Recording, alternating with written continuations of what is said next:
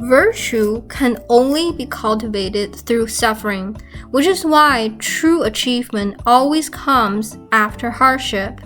When facing any perilous situation or encountering deceitful or unkind people who bully, attack, or harm us, we should still feel gratitude for these conditions. It is within these circumstances that we are shown the shortcomings of our compassion and the limitations of our heart. By recognizing these blind spots, transformation occurs and life radiates with boundless purity and brilliance. Behind this transformation lies immense blessings, perhaps inner peace, the fulfillment of life itself, and the opportunity for heaven to work through you in creating conditions of compassion. It will provide you with infinite resources and strength, but always by challenging your habits and testing you. If you are defeated by these tests, you remain an ordinary person, forever bound within the cycle of rebirth. But if you rise above them and transform, then you become heaven's messenger, an envoy of love. Whether you gain great wealth or build vast achievements, all of it becomes a way to comfort suffering beings, helping them to find wisdom that leads from pain towards light, or guiding them onto the bright path of freedom from suffering. If you are truly heaven's messenger, if you are truly blessed and carry a profound destiny, then you must carefully reflect on these words. Heaven bestows blessings through adversity. It always gives trials to test your virtue and the breadth of your heart. Yet these blessings will never fade. Unlike worldly fortune, which disappears once it's spent and followed by misfortune, heaven's blessings are enduring, unceasingly good, forever increasing. In ancient China, there was the great scholar, official Fan Zhongyan of Song Dynasty. By chance, he became to own a piece of land that others said was a place of great fortune, capable of enduring generations of prosperity for his descendants. When he heard this, he chose instead to donate the land to establish a school known in those days as an academy. He said, "If this land truly brings such great blessings, would it not be selfish to keep it only for myself?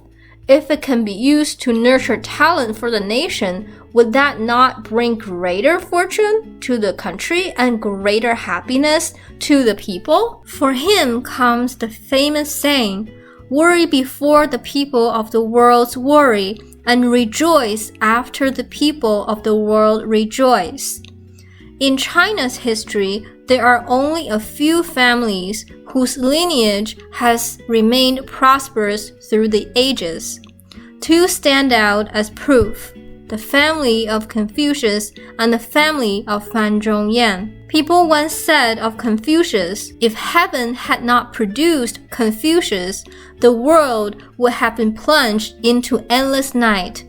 Even today, in mainland China, there is still the Fan family village. Fan Zhongyan's donation became the site of Lingnan University, which went on to produce endless talents. After the Sino-Japanese War, when the nationalist government relocated to Taiwan, many capable statesmen were graduates of Lingnan University. Thus, Fan's descendants prospered with filial and virtuous children, and Confucius' descendants likewise produced wise men generation after generation. A bodhisattva or an enlightened person possesses such profound merit that it can shelter their descendants, blessing them with virtue and wisdom for generations. Yet, on their path of growth, they endured immense trials, for heaven's blessings always arrive through challenges. These blessings are lasting. While the blessings of ordinary people vanish,